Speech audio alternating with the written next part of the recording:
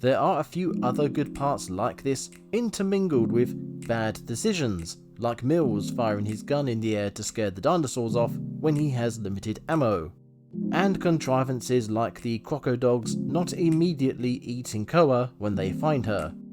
But mostly, these negatives don't ruin the film. Unfortunately, the same could not be said for the end scene. It's a sad thing when you get invested in a story only for the end sequence to leave a bad taste in your mouth. Contrivances abound as meteor fragments hit the emergency vessel our characters are trying to escape in. This knocks the vessel upside down, preventing its escape, and into the presence of 2 Tyranno or some kind of Allosauruses. Somehow, despite being sealed inside a spaceship, the only gun has been thrown out of the vessel, leading Mills to risk his life to run out and get it, only for the gun to not have any ammo. There's one brief interruption of this silliness when Koa uses the hologram of Mills' daughter to distract the dinos. Mills then kills the dinos with the gun, which has ammo now, don't ask me how.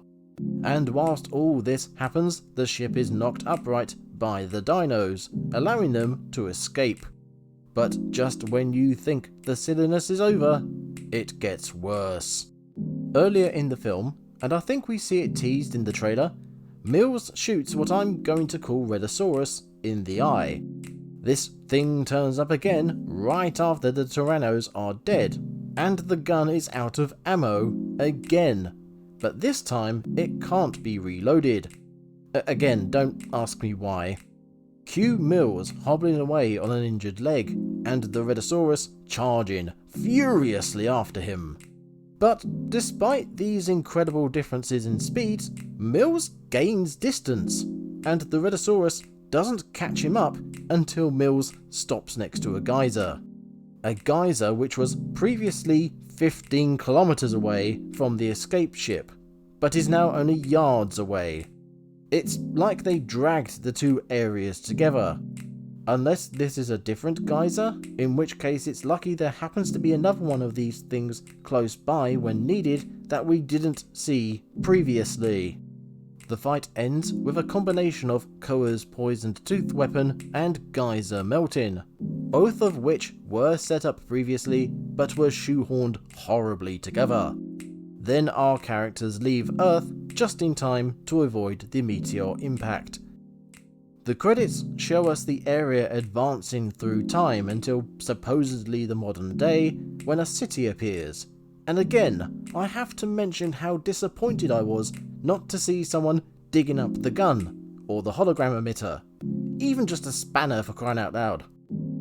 So, once again, I'll say this is an alright film with plenty of good scenes and a few slips with one giant accelerating slip at the end. The acting and character interactions are good and endearing, with enough action and tension to keep up the excitement. And the premise of the film is good, with the meteor being well implemented, but so many opportunities are missed out on. All in all, there's enough to make this an enjoyable film, just not one I'd recommend going out of your way for. And that is my review of 65, a film of all time.